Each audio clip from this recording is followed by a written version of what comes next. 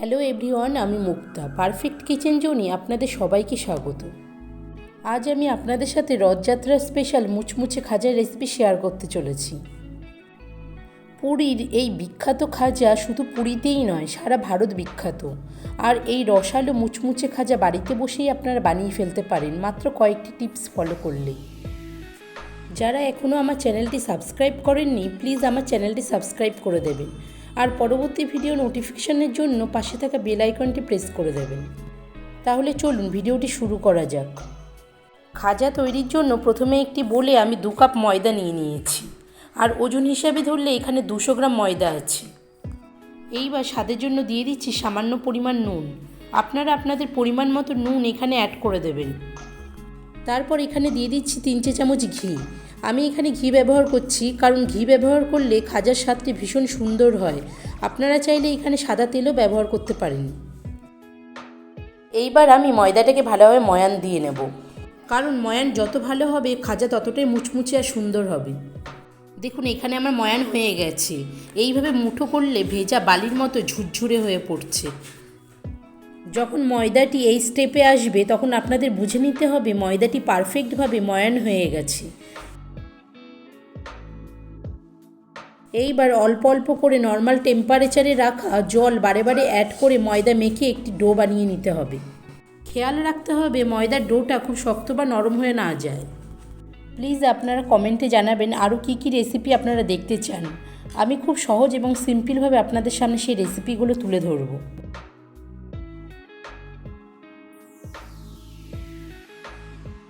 দেখুন ময়দাটি মেখে আমি একটি ডো বানিয়ে নিয়েছি। এইবার এই ডোটাকে ঢাকা চাপা দিয়ে প্রায় আধ ঘন্টার মতো রেখে দিতে হবে।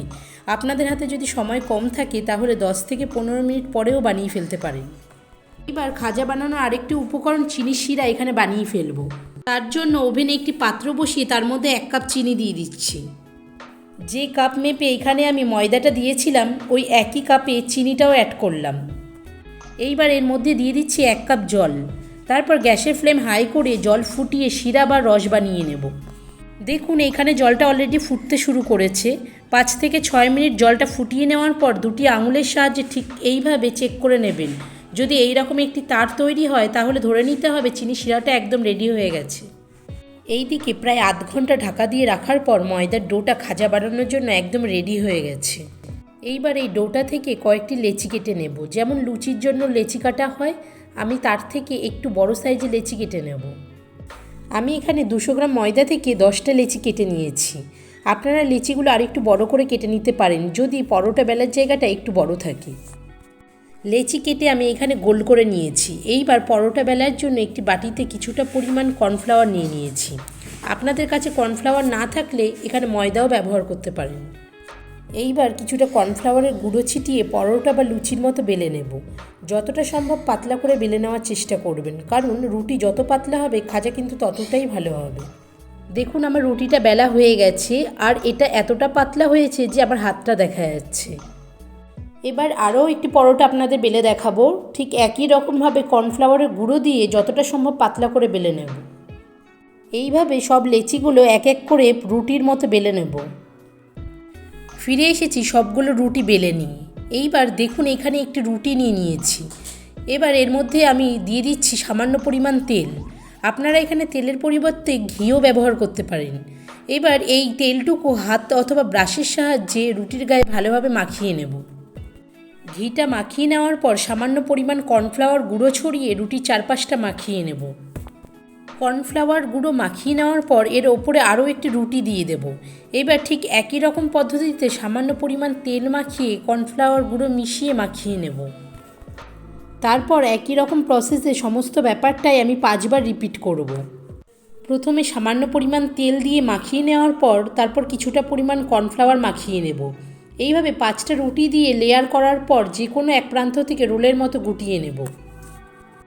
রোল করার সময় শেষ প্রান্তে সামান্য কিছু পরিমাণ জল লাগিয়ে নেব। তারপর রোলটাকে হালকা হাতে একটু চেপে নেবেন, তা না হলে অনেক ক্ষেত্রে ভাজার সময় এগুলো খুলে যেতে পারে। এবার একটি ছুরির সাহায্যে সাইডটা কেটে বাদ দিয়ে দিচ্ছি। তারপর 1 ইঞ্চি মতো করে লেচিগুলো কেটে নেব।